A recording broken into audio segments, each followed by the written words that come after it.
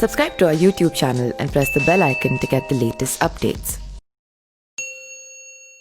राजा महाराजाओं, बादशाहों और महान शासकों के मम्मी को लेकर पश्चिमी देशों में कई तरह के किस्से और कहानियां हमेशा से ही चलन में रहे हैं।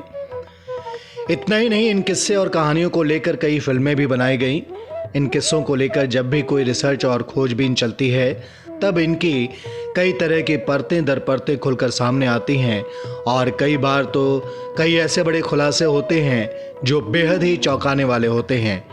मिस्र के पिरामिड और मम्मी में हमेशा से दुनिया भर की खासी दिलचस्पी रही है। इन्हें लेकर तमाम तरह के किस्से कहानियां प्रचलन में हैं।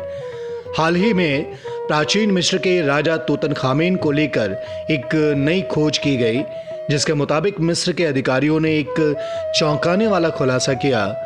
अधिकारियों ने अपने इस रिसर्च के बाद कहा कि तूतनखामेन के मकबरे में कोई गुप्त कमरा नहीं है, जो कि इससे पहले के रिसर्च के दौरान कहा गया था कि तूतनखामेन के मकबरे में एक गुप्त कमरा है। उनको लेकर इससे पहले मिस्र के अधिकारी यह दावा करते रहे हैं कि इस युवा राजा के 3000 साल पुराने मकबरे की दीवार के पीछे एक गुप्त कमरा है। इसके अलावा यह भी कहा गया कि उनके मकबरे में एक गुप्त चैम्बर भी है, जिसमें रानी नेफरतीती का मकबरा हो सकता है। नेफरतीती को लेकर लोगों का यही मानना है कि वो तूतनखामेन की मां थी। इस छिपे हुए मकबरे को खोजने का काम तब शुरू हुआ जब ब्रिटिश पुरातत्वविद निकोलस रिवेस को प्लास्टर के नीचे दरवाजा होने के कई सबूत मिले थे। निकोलस ने इन सबूतों के आधार पर रिसर्च को आगे बढ़ाया। साल 2015 में छपे निकोलस रिवेस की research paper the burial of Nefertiti के मुताबिक रानी नेफरतीती के लिए एक छोटा सा मकबरा बनाया गया था और उनके अवशेष भी इसी मकबरे के अंदर हो सकते हैं। तूतनखामेन प्राचीन मिस्र के 18वें राजवंश का 11वां राजा था।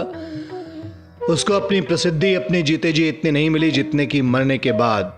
उसकी शोहरत इसी बात को लेकर ज्यादा थी कि तूतनखामेन की कब्र 3000 वर्ष बाद भी सही सलामत मिली थी।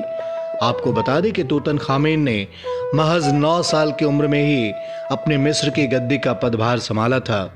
साल 1922 में ब्रिटिश पुरातत्वविद होवार्ड कार्टर ने उसके मकबरे की खोज की। खोज के दौरान मिले तूतनखामेन के मम्मी से पता चला कि मौत के समय उसकी उम्र महज 17 साल की थी। तूतनखामेन की मौत को लेकर कई तरह के किस्से सुनाए जाते हैं। कोई कहता है उसकी हत्या की गई थी, तो कोई कहता है शिकार के दौरान घायल होने से उसकी मौत हुई। इसके अलावा भी कई किस्से हैं जिन्हें तूतनखामेन की मौत से जोड़ा जाता है।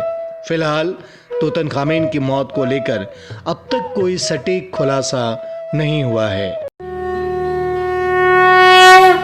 Subscribe to our YouTube channel and press the bell icon to get the latest updates.